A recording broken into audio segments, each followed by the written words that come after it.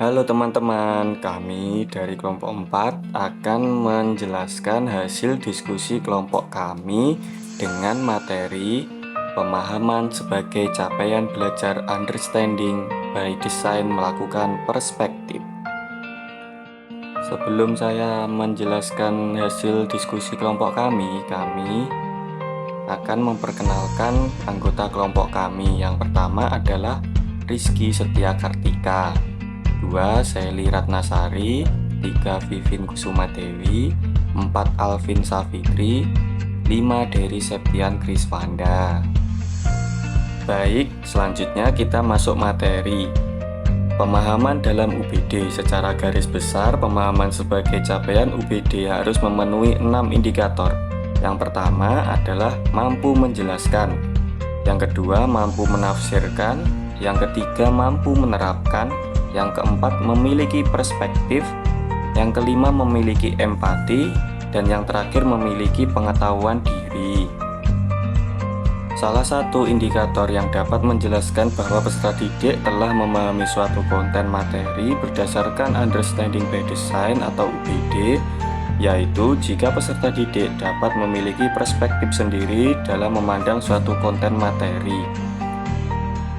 UBD sendiri menekankan pada pemahaman peserta didik yang meliputi kemampuan peserta didik dalam melihat dan mendengar dari berbagai sudut pandang secara kritis dan melihat gambaran materi secara umum.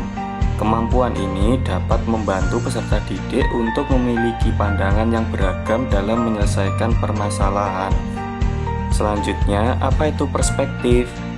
Kata perspektif berasal dari bahasa Latin yaitu perspicere, yang memiliki arti gambar, melihat, dan pandangan.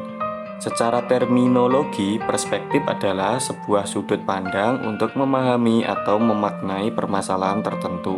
Sedangkan menurut KBBI, perspektif memiliki arti sudut pandang manusia dalam memilih opini dan kepercayaan mengenai suatu hal. Selanjutnya, contoh konkret bagaimana siswa melakukan perspektif sebagai bukti siswa telah memahami. Peserta didik memiliki perspektif terhadap materi pembelajaran teks non-fiksi dengan cara siswa bisa menyampaikan pendapatnya dari sudut pandang diri siswa terkait pemahaman mereka tentang teks non-fiksi. Sudut pandang ini bisa kita ketahui jika siswa tersebut menyatakan pendapatnya. Siswa bisa memiliki perspektif jika siswa tersebut telah memahami konsep teks non-fiksi dan mencoba membuat contoh teks non-fiksi. Perspektif tiap siswa kemungkinan besar berbeda antara satu dengan yang lain. Contoh perspektif siswa terkait teks non-fiksi yaitu ada 3. Yang pertama, menurut siswa, teks non-fiksi membantu menyampaikan informasi nyata secara tertulis pada masyarakat.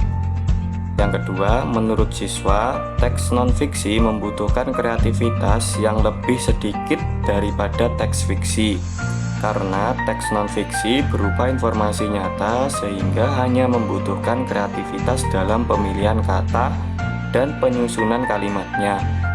Sedangkan teks fiksi membutuhkan lebih banyak kreativitas karena menyusun cerita yang tidak nyata.